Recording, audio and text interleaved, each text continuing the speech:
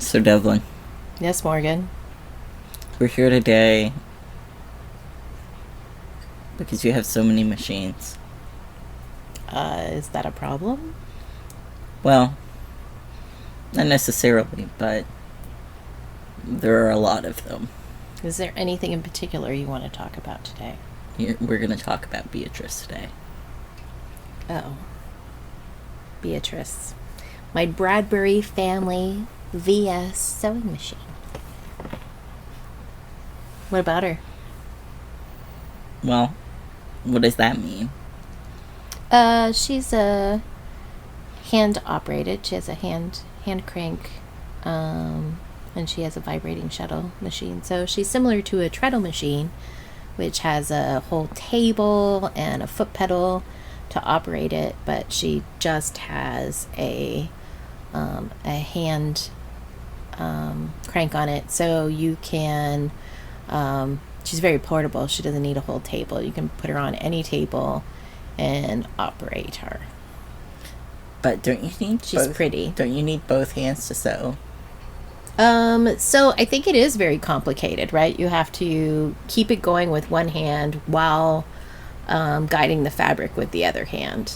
Mm-hmm. And I'm gonna guess that for ladies who used, or gentlemen, I guess, for people who use these machines regularly, I'm gonna guess that their right arm is super buff Yeah. from running the machine. Sort of like guitarists whose left arm. Right, yeah, like they've got like one Popeye arm and the other arm is kind of shriveled. Could you flip her? Could you flip her around and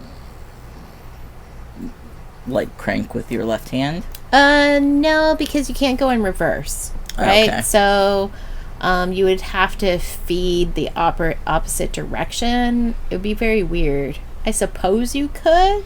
Mm-hmm. And some machines actually do feed towards you instead of away from you, but it's pretty rare for that.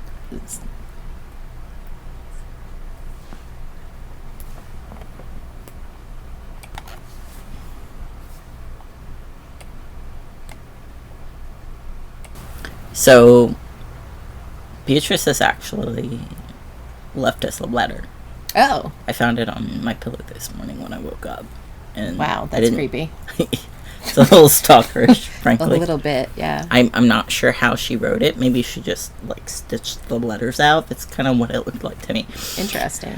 But yeah, so she left this letter for us, and I was conflicted about like, should I read it in her accent?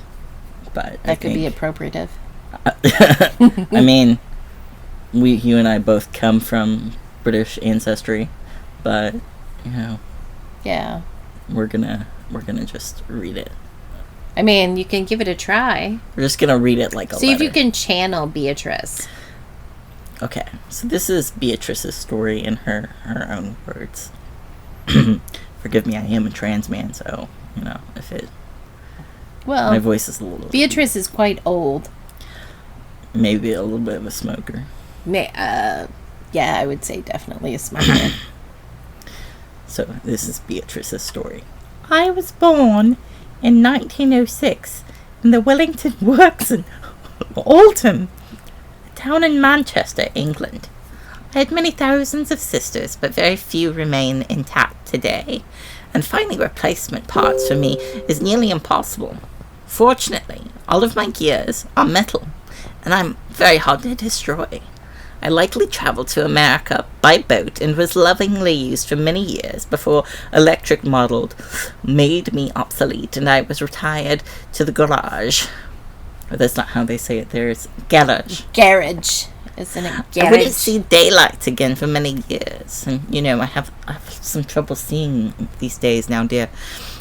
When my family finally dug me out, however, it wasn't to clean me up and to use me. Instead, I was handed off and sold to an antiquer, just a total stranger. And, you know, he hid me beneath a table in a giant warehouse that had been converted to the Antique Gallery of Houston in Spring, Texas. And then of course, Devlin and Morgan found me in 2020, and after much love and care, I'll soon be sewing beautiful, tight stitches once again. Well, we already know that she can sew tight stitches. Yes, I can, dear. We just... Okay, I think Beatrice has left the building now. Okay. We already know that because I just did an experiment earlier today. Yeah. And got her up and running. More about that later. And she is actually still in the building. She's over on your sewing table. Yes. So she is a Bradbury machine, which is like, that's not a model. That is a sewing machine company. And she was built in 1906, which is around the time that different sewing machine manufacturers really started kicking in. Yeah. So Singer, of course, was a big name even back then. But tell us a bit about Bradbury Sewing Machine Company. So with Beatrice's help, we did a little bit of research. I'm not going to read this part in her accent, though. That's good. Yeah, and I apologize to anybody who listens who's British. I'm offended also. Okay. So the Bradbury Sewing Machine Company was founded in... Bradbury Sewing Machine Company was founded as Sugden, Bradbury, and Firth in 1851, but they wouldn't go on to become known as a sewing machine company until the 1860s, after 1864, I think is what I read. Oh, wow. They were initially like a firm of jobbing machiners, and so that basically meant that they were tinkering, right? And they built things for like factories, I guess. Right. Probably they were asked to, like, on a commission type basis, to make certain types of machines or parts of machines, right? And they conducted repairs for everything from early bicycles to, you guessed it, sewing machines. That's right. They claim to be the oldest sewing machine company in Europe and the UK by the time they really got started making sewing machines. The Europe part is in dispute with some other companies to this day, but it's certainly true for Great Britain. In addition to sewing machines, they produced motorcycles, bassinets, bicycles, 4 cars, and a range of engineer and machine tools. And that information came to us from sewmuse.co.uk. Interesting. Though they did start off in another factory, they eventually moved into the now demolished Wellington Works in Oldham, and were a prominent employer in the region. And that Wellington Works, if you look on your sewing machine, our sewing machine, Beatrice, does have Lord Wellington. The Duke of Wellington. Or the Duke of Wellington. Probably also Lord Wellington, right? I mean, I would assume. That's how we would address him, probably, if he were alive. Like, I think dukes are Your Grace. Below, yeah, dukes are just below. But probably princes, right? Probably called Lord Wellington. I think it was Your Grace, but you know. Well, that's a discussion for another day. Not really relevant to this. I mean, I guess you could call Beatrice Your Grace if you would like. She certainly is graceful. Anyway, according to sewalot.com, originally the company manufactured sewing machines under license from Wheeler and Wilson, Singer, Howe, and Grover and Baker. So I recognize Wheeler and Wilson and Singer as two major, not just manufacturers, but they were innovators in sewing machines. Okay. So things were progressing so quickly at that point that the innovations would have been coming out regularly, and people were kind of copying. It sounded like they actually were licensed under it themselves. Yeah. Yeah. And that's actually sewalot.com does say that if you look at any early models from this maker that you will see very similar Bradbury machines. So eventually, of course, the manufacturer did go on to create their own designs. And I just wanted to talk a little bit about like the actual visual the artwork, stunningness, the decals, because I don't believe these were hand painted. These were decals, right? But they look quite different from the decals on some American machines that I've seen. Yeah, I would say so. I mean, Singer's had a huge range of different decals. Bradbury was in business for such a short time that I don't think that they had as many different styles. So it seemed like they started off with like some flowery sort of decals, right? And then they moved to more Spartan designs, if you will. Right. But then I've also seen some designs that have like Celtic knotwork all over them and like some deep greens and golds, and the Celtic knotwork to me was very compelling. Really? To you. And the green perhaps as well? Right. Those may be two special interests of mine. Two of Morgan's favorite things. And so what? I just felt like it had a very it felt very distinctly Celtic, British. Well, that, and then like stamping the Duke of Wellington on there. Like they wanted you to know that it came from Britain, and Absolutely. It would say on there like it was made in Britain. They were very proud of. Definitely. Well, and Beatrice is no exception. She does have the Duke of Wellington, although he's quite scratched up. Well, and that was one of the ways we were able to age her, is through her decals and his presence on there. Because not all of them have the Duke on there.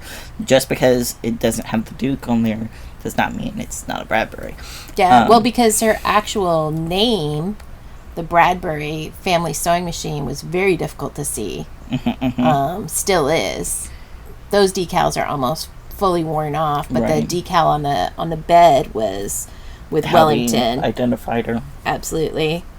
And then looking at pictures on the internet, we were able to kind of decide that she was an early model Bradbury family VS machine, but really a transitional machine between the Bradbury So Easy machine and the later model family VS. And so kind of the end of the Bradbury story is not a happy one. It's very sad. Yeah.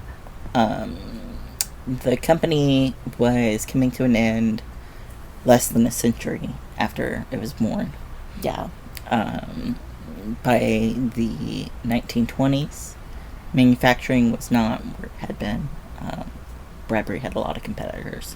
Well, and I think Singer was really dominating the market at that time. Well, because they had a manufacturing plant in Scotland, right? They did, and they're an American company, so they were making millions of machines every day. Churning and burning. Well, maybe not every day, but every year they were making millions of machines. Yeah. Every day, millions of machines. Every home has multiple machines. So many machines. I'm sure you would buy them all, but, you know. If I had the money. But then, of course, in 1929, what happened? The stock market crashed. Right, and the start of the Depression. Yeah. Yeah. Which, I mean, things had not been great in Britain anyway, because unlike in America, the 20s was a time of recovery from the Great War. Right. Yeah,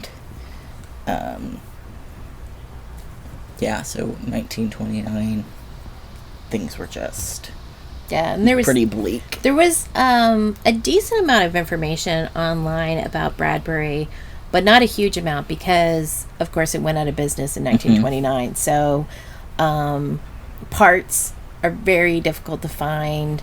I've seen a couple of machines. I don't think I've seen any for sale other than this one. And she was literally placed underneath a cabinet. Like someone was ashamed of her. It was terrible. Yeah, we were on a like little mission looking for sewing machines, and we were in a big, huge antique mall. It took us like half a day to get through. Yeah, and I was just snooping around. It wasn't even in a like vendor's little shop that indicated that there was anything sort of sewing related in there. She was just kind of tucked under a buffet. I think I saw the bentwood case first, because she does have a beautiful bentwood case that's fully intact and came with a key. And what kind of wood did we say that was? Gosh, it's like baywood or something like that. Yes, it was baywood. And we couldn't really an American baywood. And yeah, I think we decided it was the eastern. Right. So I was compelled. I was gonna take a pass on her because I really like the Singer machines because the parts are easy to find, and my whole goal is to find machines that maybe don't work very well anymore, and to make them so. And make them function again, and so that they can go back to work doing what they do best.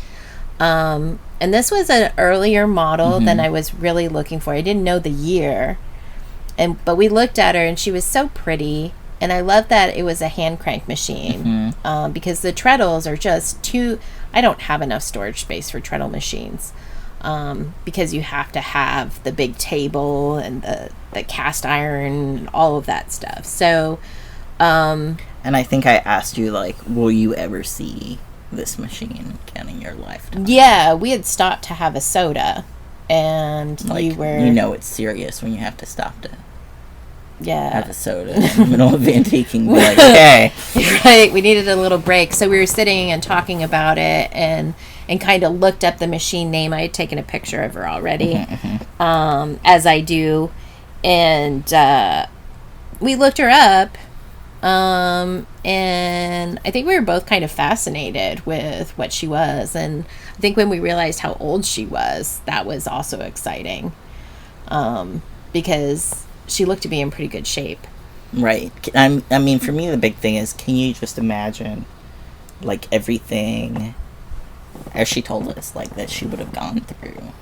Yeah, like, I mean, she was clearly built in Britain and somehow made her way to Texas. And that can't have been by plane. Like, no, somebody brought her with them, maybe as well, they were immigrating. Well, these machines weren't cheap even back in the day. Like, they were quite expensive. So, as far as wages goes, so it's somebody, probably an immigrant, I would guess, who brought the sewing machine with them. This is just our guess. Yeah. Because I don't really see much indication that these were exported for sale. Yeah, and I don't think that an antiquer would have gone to the trouble of bringing her here for the price that we got her. No, I don't think so. Yeah, and I had... and if they were going to, they would have brought, like, a museum quality piece, not... Well, yeah, I don't think somebody who does antiquing, like, I don't even think somebody who was, like, in the last 30 years decided to go and visit Britain and found it would have transported her back. Like, right. I mean, she's very heavy. And in Britain, so a hand crank machine in Britain is very common, apparently. I don't know this from personal experience, but I've certainly read that in some of my vintage sewing machine groups on Facebook, that they're fairly common, but here in the U.S. they're not very common. Treadles were really the thing here. What, I mean, just lack of space could have made them appealing, perhaps. I don't know. But But I think you've seen when we've looked at treadle machines when we're out shopping that the treadle machines, the tables aren't actually huge either. They're pretty dainty, pretty dainty with those little tiny drawers and stuff on them. I was quite surprised when we started taking a closer look at them because they're quite tiny, especially compared to like my modern industrial sewing machine table. It's like significantly larger than these. And a lot of them would fold out in various ways as well, so they would take up very little space. But Beatrice is very portable, and for 1906, that's pretty remarkable, I think, to have a portable machine. but heavy. So heavy. Do you want to scroll up a little so I can tell these folks where? Okay, so if you wanted to learn more about the company, sewalot.com has an article about it. Sewmuse.co.uk has some resources, and then the final one, Ismacs. It's ismacs.net.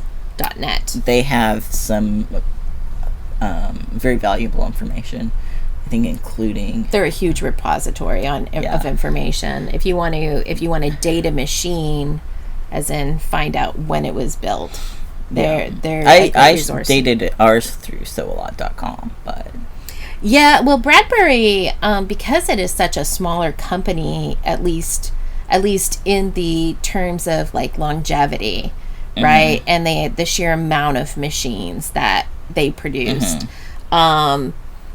there's much less information, and apparently the like original registry records was lost at some point. So I mean, the company's not even in business anymore. Well, no, but there's people trying to rebuild a registry. So there was at least where I saw a email address that you could submit like who knows if that's even active anymore.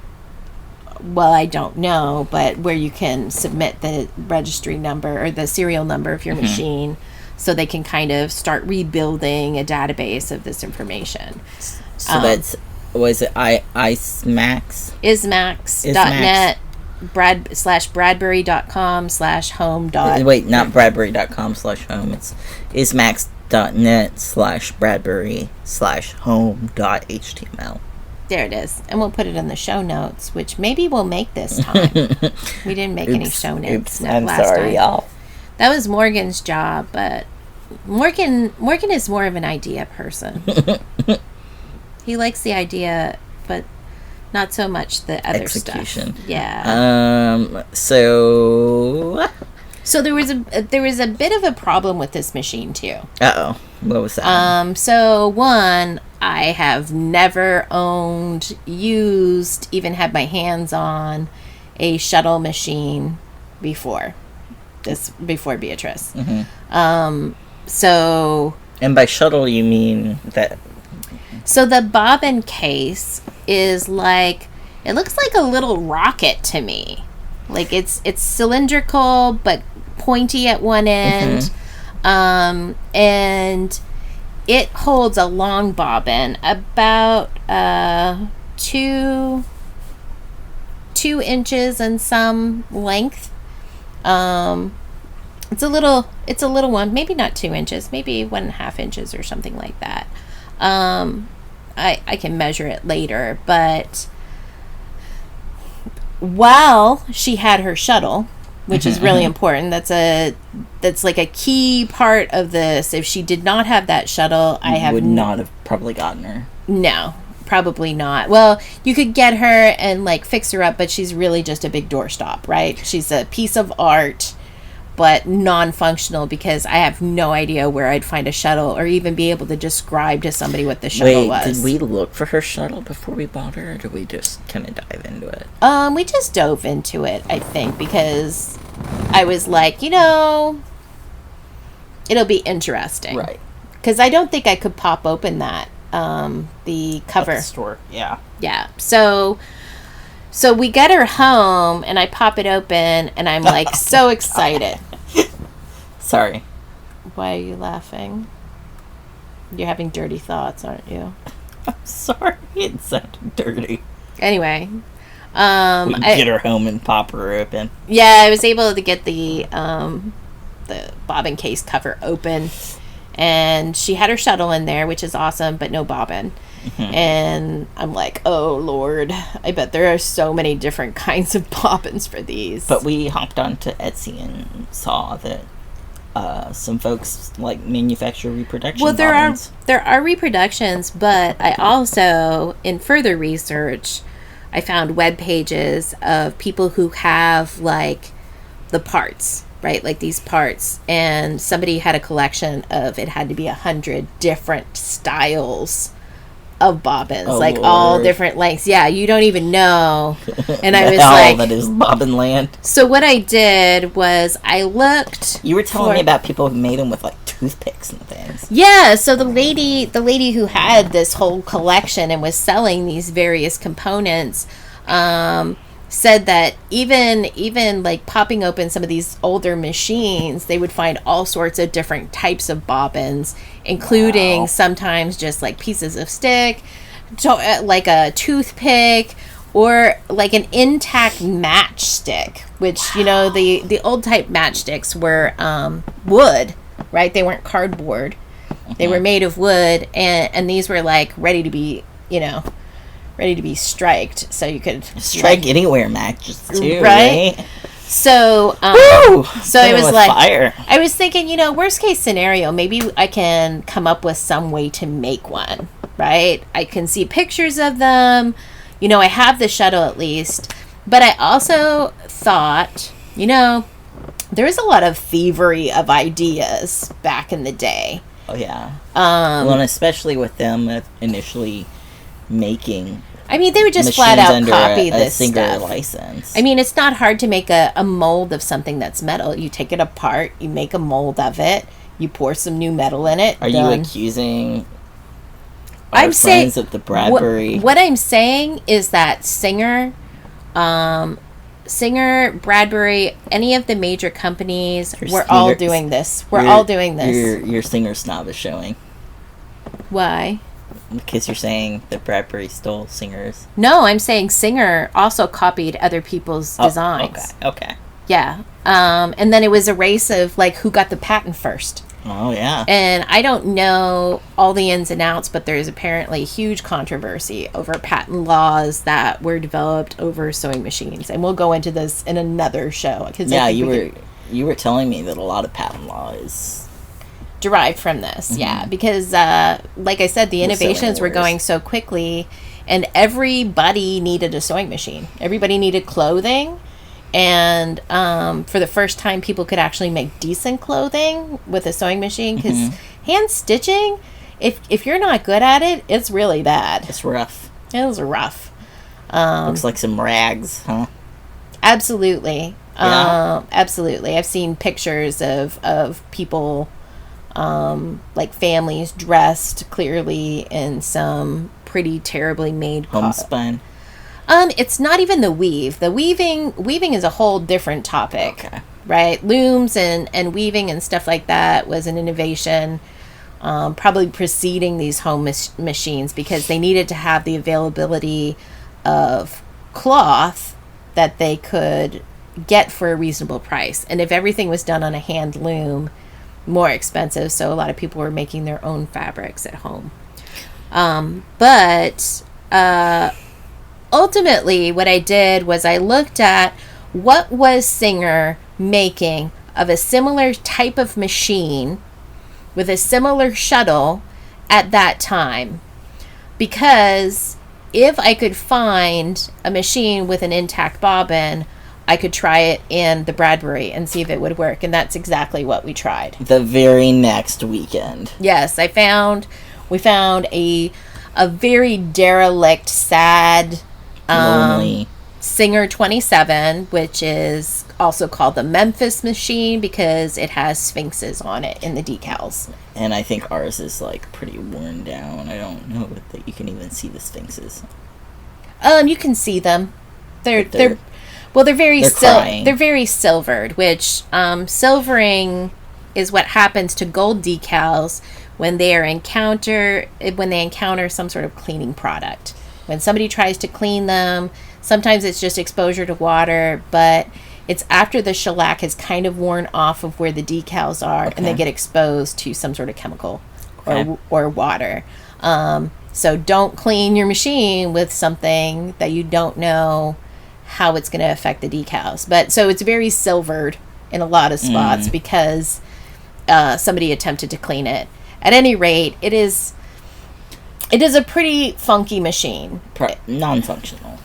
Yeah, and maybe I'll be able to get it functional. I mean, the motion of the machine works. Oh wow, that's an update.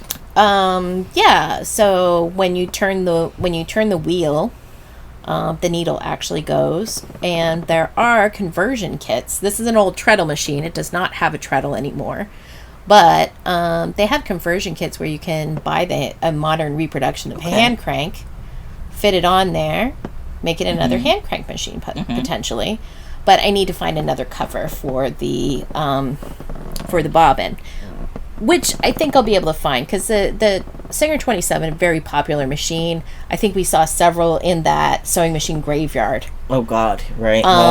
And did we talk about the sewing machine graveyard last time? I think so.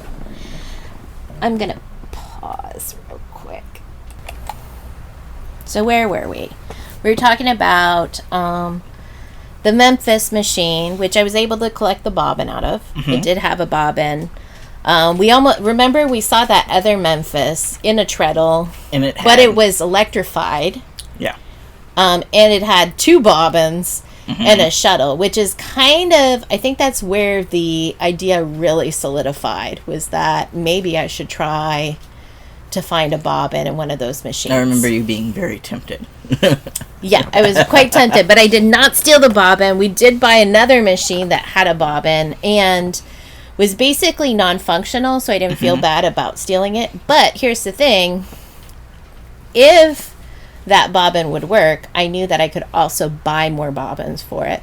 Right. So that's what I did today, was I did my experiment to see, would that bobbin fit, and drum roll, it did. It actually fit right in there. No problem. First time? Yeah, I was able to figure out how to thread the shuttle, which I have never done in my life. What? Yeah. So that means it's pretty intuitive design. Well, for me at least. I'm quite familiar with That's true. how these function. And I'm quite mechanically inclined. So I was able to get both the machine and the shuttle threaded, which I did find instructions on how to do that online after I already did it. So we can include that in the show notes too. And sorry. Oh, go ahead. Wasn't that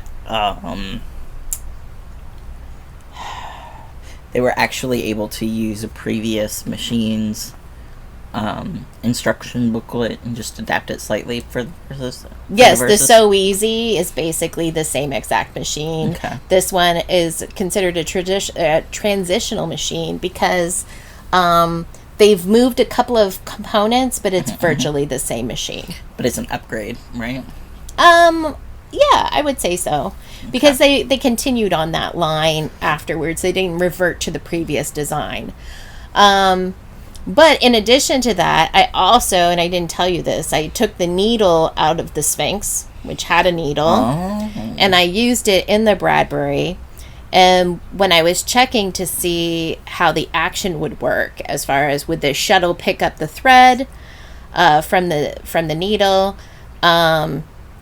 it wasn't at first. But I realized what it was is it could be timing, or maybe the needle just needs to be longer. So I kind of cheated the needle down a little bit and screwed it in tight, and that fixed the problem.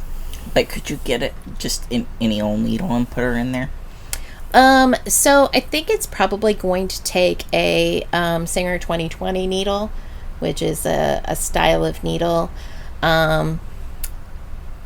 Needle systems are a whole other topic. There are many, many different ones, but I'm going to say that the needle I put in it was probably a Singer 2020, but I'll have to check for sure. It has a flat back on it. It's a round needle.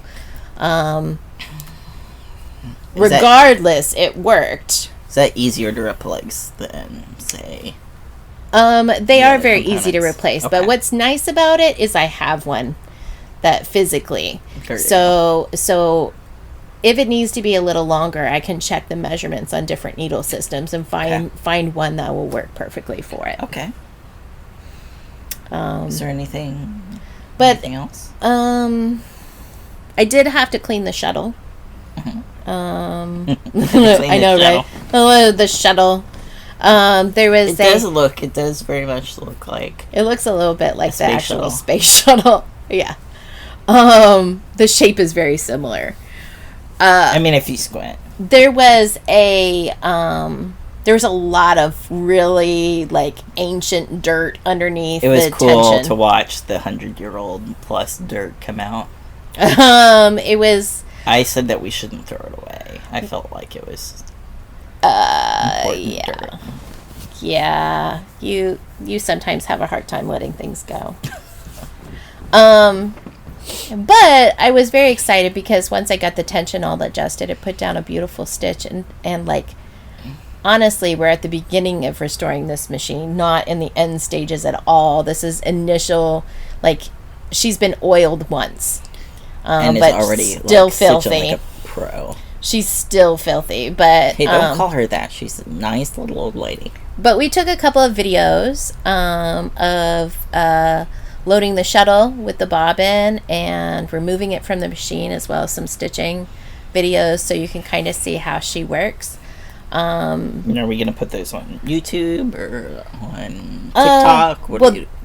We'll probably put them on TikTok because they're they're quite right. TikTok. We love TikTok. We do love TikTok. If TikTok is still a thing by the time we post this. Probably by the time we post this, if we're still allowed to.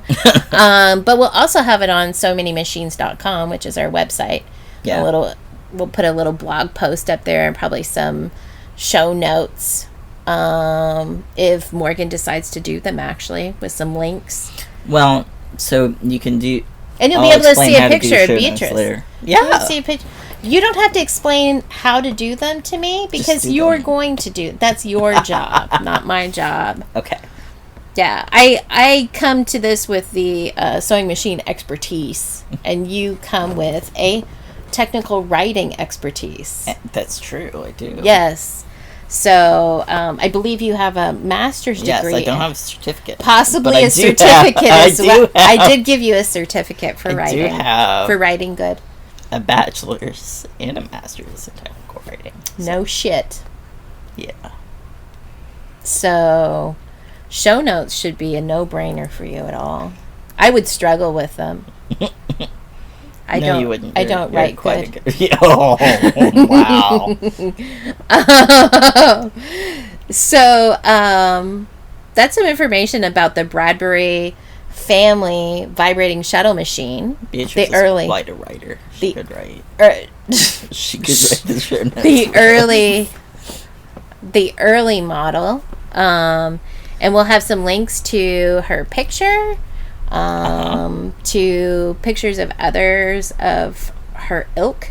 Mm-hmm. But if for some reason I don't get those posted, just hop on over to what's the web address? SoManyMachines.com. Oh, yeah, that's right. It's so easy to find and to remember. What is it again? SoManyMachines.com. At any rate, that's all. That's all. So shall we make it so? So long. Farewell. No, I'm not doing that. Again? We're just saying so long. Farewell. For now. So long for now. I hope this was helpful to you or interesting or just, something to kill your time. As you go about and do something more productive and interesting. Probably some sewing. Let's be real. Some sewing. All Yeah. right. Adios. So long.